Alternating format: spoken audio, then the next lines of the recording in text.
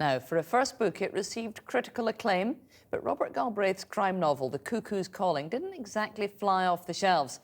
Now, as if by magic, all that has changed. Sales on Amazon are reported to have risen by a staggering 500,000%.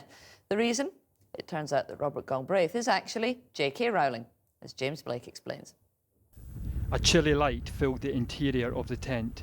Two men were crouching beside the body, ready to move. Her head had bled a little into the snow. The face was crushed and swollen. Detective Inspector Roy Carver's temper was mounting. Detective Inspector Roy Carver's temper was mounting. A paunchy man. The words of Robert Galbraith, apparently a former military police investigator, author of a gritty old-school crime novel.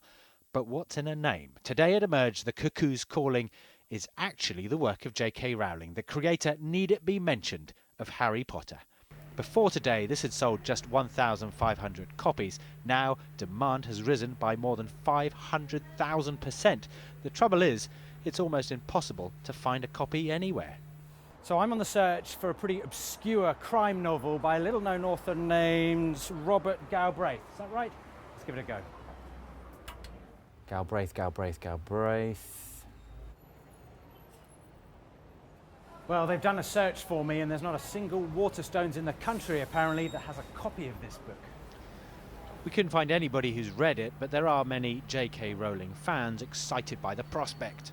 I think she's got a lot to say. I think she was given a lot of stick, really, about her last book.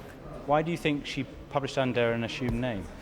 Oh, for the obvious reasons that people are going to criticise it because it's her. I think when you've had that success, you want to prove to yourself that you're a great writer. You should do it on the merit of the writing, not on the name attached to it. What a difference to the frenzy she's used to. Her first book for grown-ups, The Casual Vacancy, sold 1 million copies in just 3 weeks. Yet the New York Times called it willfully banal and depressingly cliched. The Cuckoo's Calling got some rave reviews, but until now, sank without a trace. This shows that there are hundreds of great books being published every year in the UK in crime fiction. They get great reviews, they win plaudits, but sadly no one hears of them and they don't sell enough because it's so difficult to shatter that glass ceiling where the market's really dominated by some big names. JK Rowling today called Robert Galbraith a liberating experience which she'd hoped to keep secret a little longer. So exactly who outed her to journalists remains a mystery.